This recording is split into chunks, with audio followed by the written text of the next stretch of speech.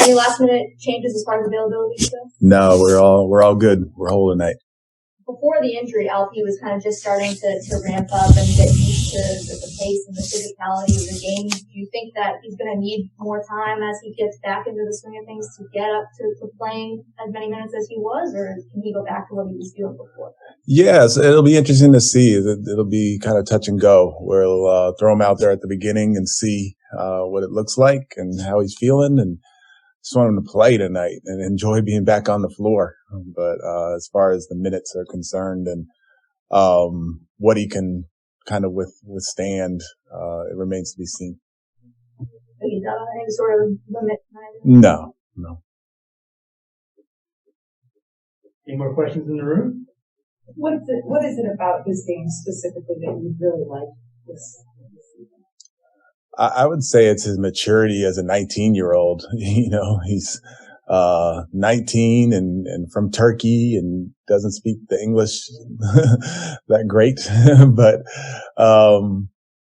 he is a poised, confident post-up threat, as well as a good passer from the high post and low post and the elbow. And he makes the game easier for his teammates, and that's rare for a 19-year-old. When you look at the Kings backcourt, you know, they're young as well, not as young as yours, obviously, but what do you just see from them and what's going to be the key to kind of containing the engine of their offense? Yeah, I mean, they play fast, so it's going to be up to us to get back in transition and make sure that they see bodies, because if they see a gap, they're gone, and they do it in different ways. Fox obviously does it with his speed, and Halliburton, he can kind of stop and go and use his size and draw a second defender and make plays that way. So, it's really going to be very important for us to get all the way back, get set, and make them more of a half-court team, especially when it comes to those two guards. Coach, you've been around the league for a while.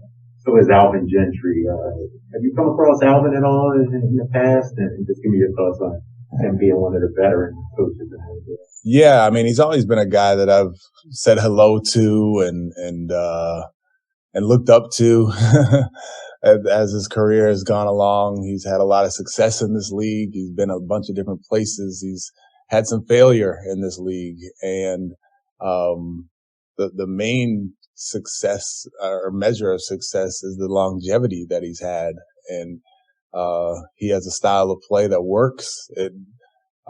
He was probably ahead of his time when it came to playing fast and getting the ball to the floor quickly and allowing his players to just kind of play free and 5 out and get the ball into the paint that way.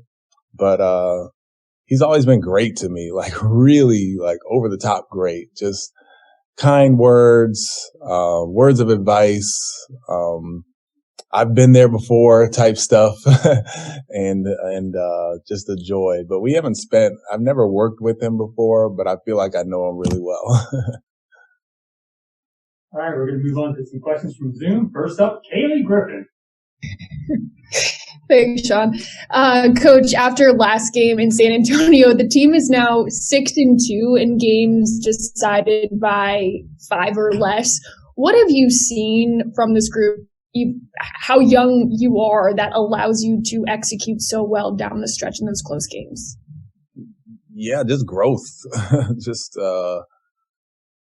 timely. That one thing that we have as a group is ultimate confidence individually and then as a group that we can get it done. So you saw Scoot last game, struggled most of the game shooting the ball, and then made those 3 last threes just because he's so confident. He knew that they were going to go in. And then the Washington game, same thing. He just knew. So I would say it is the confidence. I would say it is kind of our ability to actually slow down a little bit and execute down the stretch and kind of get the ball where we want it to be. And it is our, for lack of a better word, desperation on the defensive end to come up with stops. There's times where our effort kind of ebbs and flows, and energy, and we make mistakes and that sort of thing. But when it's time to kind of buckle down in the fourth quarter with 6 minutes to go or 4 minutes to go or 2 minutes to go, we're flying around, and that's how we have to be the rest of the game. Looks like we only have one final question. Go ahead, Jackson. Hey, Steven. Both Kevin Porter Jr. and Jalen Green have mentioned that they used their time away from the floor while they were rehabbing and getting their bodies right to kind of see the game in a different way and grow while they were, away from being on the floor. Was there anything specific either that you brought to Alperen's attention or that he maybe brought up with you about areas in his game that he needed to work on while he was away from the floor? Not specifically. One of the things that I've been kind of talking to him mostly about is staying out of foul trouble. And I'm not sure not playing, allows you to improve on that. Playing helps you improve that. So, the early to spots and reading things early on the defensive end and anticipating defensively, those are the things that I've been kind of talking to him about. Offensively, we just have to get kind of used to playing with him again. It's been a while, and having him in the low post is something different than how we've been playing for the last while without him on the floor, and then having him as a playmaker at the top of the floor.